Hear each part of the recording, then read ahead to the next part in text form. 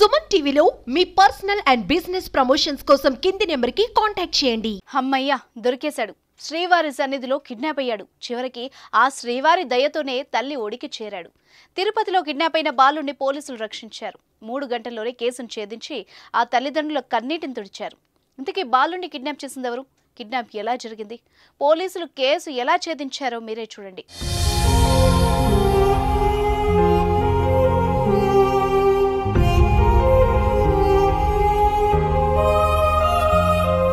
జోగులాంబ గద్వాల్ జిల్లాలోని ఐజకు చెందిన నగేష్, పరిమళ దంపతులు తమ 2 కుమారులు అక్షయ్, అభినయ్ కుటుంబీకులతో కలిసి శ్రీవారి దర్శనార్థం ఆదివారం మధ్యాహ్నం 2 గంటలకు తిరుమలకు వచ్చారు. గది దొరకపోవడంతో PSC 2లో సేద తీరారు.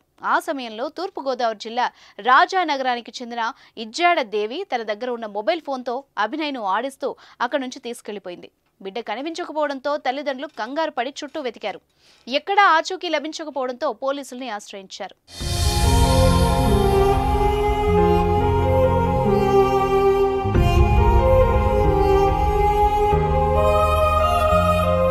పోలీసులు అన్ని డిపార్ట్మెంట్ల అధికారులను అలర్ట్ చేశారు. సీసీటీవీ ఫుటేజ్ను పరిశీలించి కిడ్నాపర్ మహిళల్ని గుర్తించారు. ఆమె ఫోటోల్ని, వీడియోల్ని ప్రతి ఒక్కరికి పంపించారు. ఈ క్రమంలోనే కిడ్నాపర్ బిడ్డను తిరుమల నుంచి ఓ జీప్లో తిరుపతికి తీసుకొచ్చేసింది. కెన్సిస్ నుంచి సంధ్య థియేటర్ రోడ్లోకి వెళ్లి అక్కడున్న ఆర్టీసీ ఉద్యోగుల రాష్ట్ర డిప్యూటీ జనరల్ సెక్రటరీ ఆవుల ప్రభాకర్ యాదవ్ను అద్దె గది కావాలని అడిగింది. పెద్దకాపు లేఅవుట్లో ఉంటాయని చెప్పడంతో అక్కడికి వెళ్ళింది. కొంతసేపటికి ఆర్టీసీ డిపో మేనేజర్ ద్వారా వాట్సాప్లో కిడ్నాప్ వివరాలని చూసిన ప్రభాకర్ వెంటనే ఈ విషయాన్ని సిఐ జగన్మోహన్ రెడ్డికి తెలియజేశారు.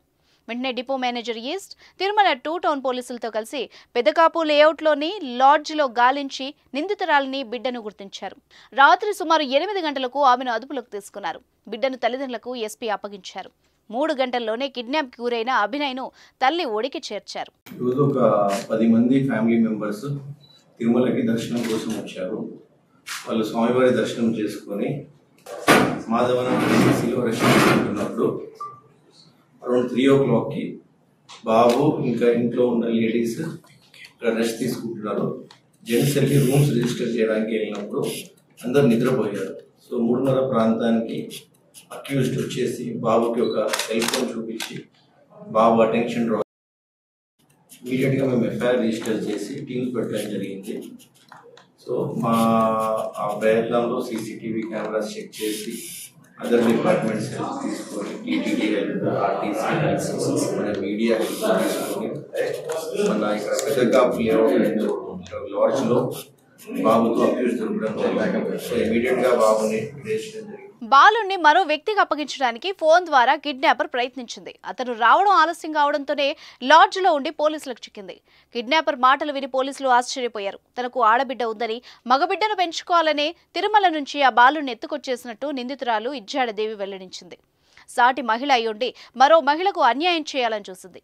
9 మాసాలు మోసి పెంచిన కష్టం, బిడ్డలపై ప్రేమ తెలిసిన ఓ తల్లి మరో కన్న తల్లికి బిడ్డను దూరం చేసేందుకు ప్రయత్నించడం ఎంతవరకు కరెక్ట్? మీ అభిప్రాయం ఏంటో కామెంట్ రూపంలో తెలియజేయండి.